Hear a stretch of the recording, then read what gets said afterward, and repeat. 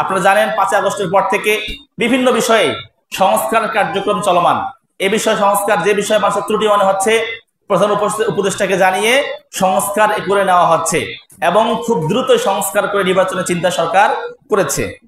তো এই যে মানে সংস্কার করতে গিয়ে নারী বিষয়ক, মেয়েদের বিষয়ে যতগুলো আইন রয়েছে, এই আইনগুলা সংস্কার করতে গিয়ে তারা একটা নতুন কমিশন করেছে, সেটা হচ্ছে নারী বিষয়ক সংস্কার কমিশন।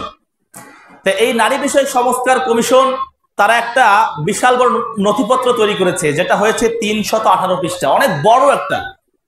এই বড় একটা 318 পৃষ্ঠা নথিপত্র তৈরি করে তারা প্রধান উপদেষ্টার নিকট যে জমা দিয়েছে, সেই প্রস্তাবনা দেখে সারা পৃথিবীর, সারা দেশের যারা দেশপ্রেমিক যে তাওহীদ জনতা রয়েছে তারা সবাই স্তম্ভিত হয়ে গিয়েছে।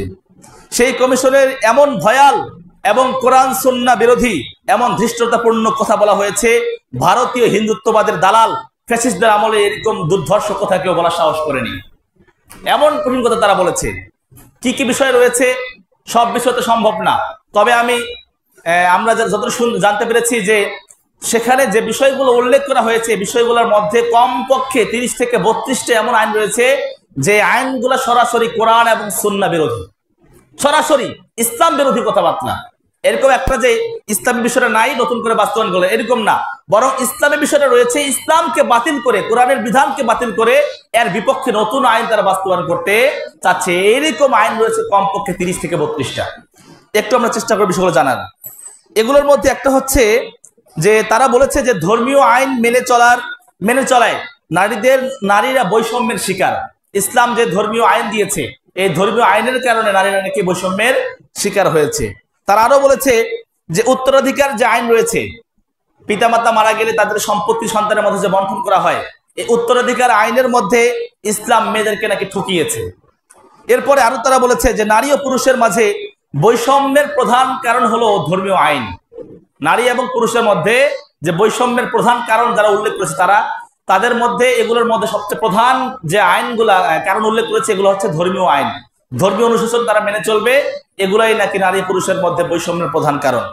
তারা আরো বলেছে যে নারী এবং পুরুষের বিবাহ এবং তালাকের মধ্যে যে আইনগুলো রয়েছে, এগুলোর মধ্যে পুরুষকে অগ্রাধিকার না দিয়ে নারী এবং পুরুষের সমান অধিকার, অর্থাৎ ছেলেদের জন্য যেমন বিয়ে করার ক্ষেত্রে গার্ডিয়ান প্রয়োজন হয় না, তারা বলেছে মেয়েদেরও গার্ডিয়ান প্রয়োজন হবে না, এরকম আইন করা হোক। এবং তারা বলেছে একটা ছেলে যেমন মেয়েকে তালাক দিতে পারে, ঠিক তেমনি ভাবে একটা মেয়েও যেন ছেলেকে তালাক দিতে পারে, এরকম তারা আইন বাস্তবায়ন করার জন্য তারা একটা আবেদন করেছে। এমনকি এই আবেদনগুলোর মধ্যে একটা এমন রয়েছে যে ট্রান্সজেন্ডার, যেটা যে একটা ছেলে মানুষ, সে বাস্তবে ছেলে কিন্তু মেয়েদের মতো পোশাক করে সে নিজেকে মেয়ে দাবি করলো এবং মেয়েদের হোস্টেলে অবস্থান করতেছে। একটা মেয়ে সে ছেলেদের মতো পোশাক করলো, নিজেকে ছেলে দাবি করলো, এমনকি ছেলে বিয়ে হবে, মেয়ে বিয়ে হবে, এরকম ট্রান্সজেন্ডারের মতো এরকম সমাজের মধ্যে নির্লজ্জ একটা আইন তারা বাস্তবায়ন করার প্রয়াস চালাচ্ছে। এমনকি তারা বলেছে সবচেয়ে কঠিন যে কথা তারা বলেছে সেটা হচ্ছে, তারা বলছে যে নারীদেরকে অন্ধকারে ডুবিয়ে রাখার জন্য কোরআনের যে আয়াতগুলো, এগুলো নাকি পুরুষরা বানিয়েছে। কি বলেছে? নারীদেরকে অন্ধকারে ডুবিয়ে রাখার জন্য কোরআনের অনেকগুলো আয়াত নাকি পুরুষরা বানিয়েছে, নিজের থেকে বানিয়েছে, রবের পক্ষ থেকে দেওয়া নয়। কোরআনের মধ্যে আল্লাহ বলেছে না, আল্লাহ বলেছেন যে কিয়ামতের দিন যখন জাহান্নামে শাস্তি দেওয়া হবে, তখন তাদেরকে বলা হবে যে আলাম ইয়াতিকুম নাদির, তোমাদের কাছে কি সাবধান করার জন্য কেউ আসেনি, সতর্ক করার জন্য কেউ আসেনি? তারা বলবে যে কলু বালা, অবশ্যই আমাদের কাছে আসছিল। কলু বালা কদ জাআনা নাদির, আমাদের কাছে সাবধান করার জন্য আসছিল। ফাকাজ্জাবানা, আমরা তাদেরকে মিথ্যাবাদী বলেছি, মিথ্যা প্রতিপন্ন করেছি। ওয়াকুলনা মা নাযালাল্লাহু মিন শাই, এবং আমরা বলেছি যে আল্লাহ এমন কিছু নাজিল করেননি। এই কথাটা আগেও মানে অনেক কেমন মনে হতো যে সম্ভব এটা, যে মানুষ কেউ কোরআন হাদিসের আলাপ শুনবে, যখন হুজুররা যখন নামাজের কথা বলবে, জান্নাত জাহান্নামের কথা বলবে, তখন মানুষ কেউ মনে করবে, কেউ বলবে যে না, আপনি এটা বানিয়ে বলছেন, আল্লাহ এমন নাজিল করেননি। এই কথাটাকে মানে বাস্তবতা আমরা বুঝতে পারতাম না। আজকে দেখেন তারা বলছে যে নারীদেরকে অন্ধকারে ডুবিয়ে রাখার জন্য কোরআনের অনেকগুলো আয়াত পুরুষরা নিজের থেকে বানিয়েছে, আল্লাহ এমন নাজিল করেননি। তাদের এই কথাটাকে আয়াতের সঙ্গে মিলান, দেখবেন যে মিলে যাবে। তো যাই হোক, তাদের অনেকগুলো বিষয়ের মধ্যে এটাও ছিল যে যারা সমাজের মধ্যে যৌন কর্মী রয়েছে, যারা যে মেয়েরা মানে দেহ ব্যবসা করে, ওদেরকে শ্রমিকদের মর্যাদা দেওয়ার জন্য তারা আবেদন করেছে। চিন্তা করেছেন? শ্রমিকদের মর্যাদা দেওয়ার জন্য আবেদন করেছে, যারা নারীরা দেহ ব্যবসা করে ওরা যেন শ্রমিকদের মর্যাদা পায়, শ্রমিকদের যেমন সম্মান করা হয় ওদেরকেও সেরকম সম্মান করা হোক। তারা এরকম একটা আইন পাশ করার জন্য আবেদন করেছে। তা যারা দেহ ব্যবসা করে ওদেরকে যদি শ্রমিকদের একটা সম্মান দেওয়া হয়, তাহলে যারা চুরি ডাকাতি করে ওরাও তো অনেক কষ্ট করে রাস্তার মধ্যে মানুষকে আটকে ছিনতাই করে, ছুরি দেখিয়ে পিস্তল দেখিয়ে, তা ওদেরকেও শ্রমিকদের মর্যাদা দেওয়া হোক। এটাও তো অনেক কষ্টের একটা বিষয়, কি বলেন আপনারা, তাই না? তো যাই হোক, যে বিষয়গুলো আমরা চাচ্ছি যে ইসলাম কি আদৌ মেয়েদেরকে ঠকিয়েছে কিনা। তারা যে বলছে যে উত্তরাধিকার আইনে ইসলাম মেয়েদেরকে ঠকিয়েছে, আসলে ইসলাম কখনো মেয়েদের ঠকায়নি। ইসলাম কোন সময় দুনিয়ার মধ্যে আসছে সে অবস্থান একটু চিন্তা করুন। ইসলাম যখন দুনিয়ার মধ্যে আসছে তখন মেয়েদের কোনো সম্মান ছিল না, মেয়েদের কোনো সম্মান ছিল না, মর্যাদা ছিল না। এমনকি কোন মানুষের ঘরে যদি কোনো মেয়ে সন্তান জন্ম নিয়েছে, এই লোকটা সমাজের মধ্যে মানুষকে মুখ দেখাতে পারতো না লজ্জায়। মানুষ কি বলবে, আমার ঘরে মেয়ে সন্তান জন্ম নিয়েছে, মানে এতটা লজ্জাস্কর বিষয় ছিল যে একটা ঘরে মেয়ে সন্তান জন্ম নিবে। এমনকি যদি কখনো কারো অজান্তে কন্যা সন্তান জন্ম নিয়ে নেয়, সেই কন্যা সন্তানকে তারা জীবিত কবর দিয়ে দিয়েছে, জীবিত মাটিতে পুঁতে দিয়েছে। মেয়েদের কোনো সম্মান ছিল না। সে সময় ইসলাম আসছে, আসার পরে মেয়েদেরকে হাত ধরে তুলে নিয়ে আল্লাহ রাসূল বললেন যে হুব্বিবা ইলাইয়া মিনাদ দুনিয়া সালাস, যে তিনটা জিনিস আমার অধিক প্রিয়, এর মধ্যে হচ্ছে একটা হচ্ছে আর নিসা, মায়ের জাত, মেয়েরা আমার অধিক প্রিয়। এভাবেই ইসলাম মেয়েদের যেখানে সম্মান ছিল না, মেয়েদেরকে জীবিত কবর দেওয়া হতো, সেখান থেকে নারীদেরকে তুলে নিয়ে এসে মায়ের অধিকার দিয়েছে, মায়ের সম্মান দিয়েছেন। এবং তিনি বলেছেন অনেক পছন্দনীয় জিনিসের মধ্যে হতে আমার অধিক প্রিয় হচ্ছে মায়ের জাত। এভাবে ইসলাম মেয়েদেরকে সম্মান দিয়েছে। তো দেখি বাস্তবতায় ইসলাম কি মেয়েদের ঠকিয়েছে কিনা। একটা জিনিস খেয়াল উদাহরণ দিয়ে বুঝাই, যে মানুষের কখনো একদিক দেখলে হয় না। মানুষের জীবনের সমস্ত দিকগুলো যখন সামনে ফুটে উঠবে তখন বোঝা যাবে যে আসলেই সে ঠকলো নাকি জিতলো। মনে করেন দুজন মানুষ আপনাদের পরিচিত রয়েছে, একজন মানুষের মাসিক ইনকাম হচ্ছে 20,000 টাকা, আর একজন মানুষের মাসিক ইনকাম হচ্ছে 1 লক্ষ টাকা।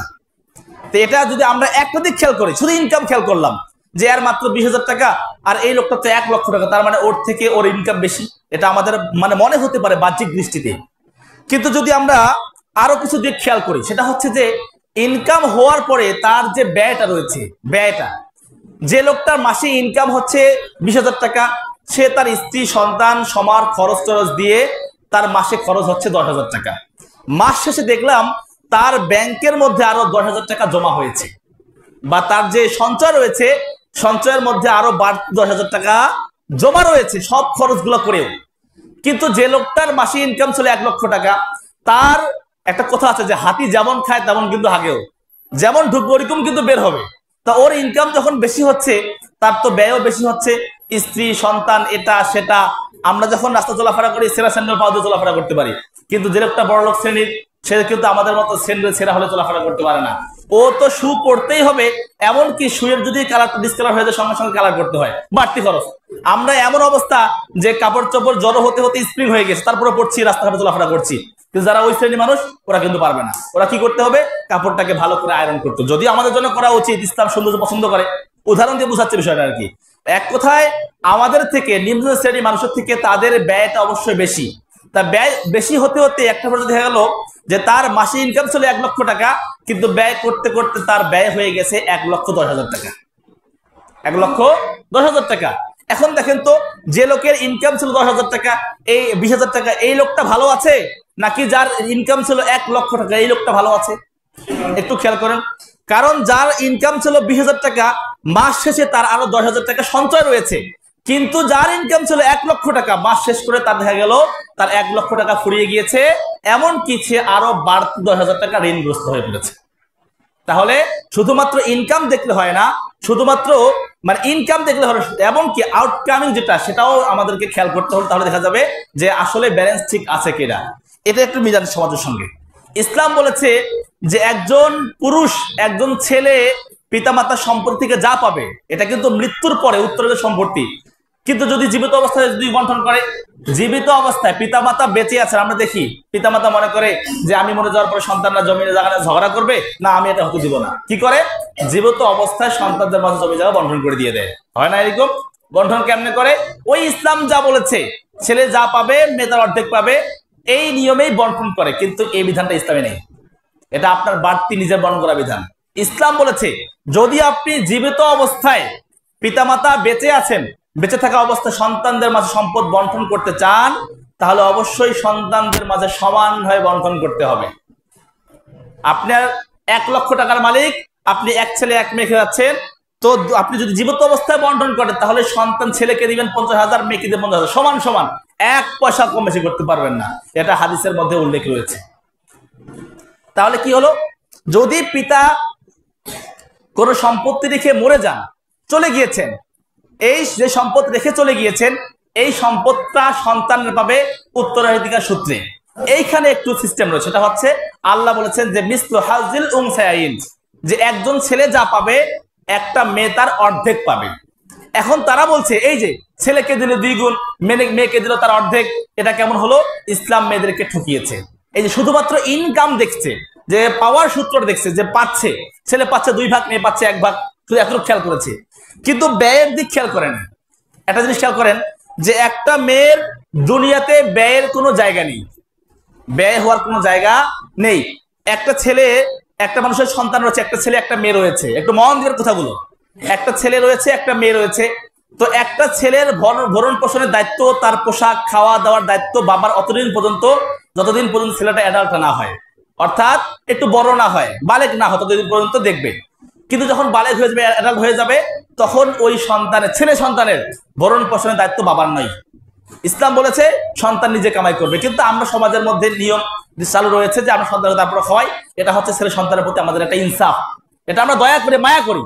কিন্তু ইসলামের নীতি হচ্ছে সন্তান বড় হয়ে গেলে তার দায়িত্ব আর বাপের থাকবে না, সে নিজে ইনকাম করবে, নিজের ভরণ পোষণ নিজের দায়িত্ব পালন করবে। কিন্তু একটা মেয়ের কোনো ব্যয়ের জায়গা নেই। কেন জায়গা নেই?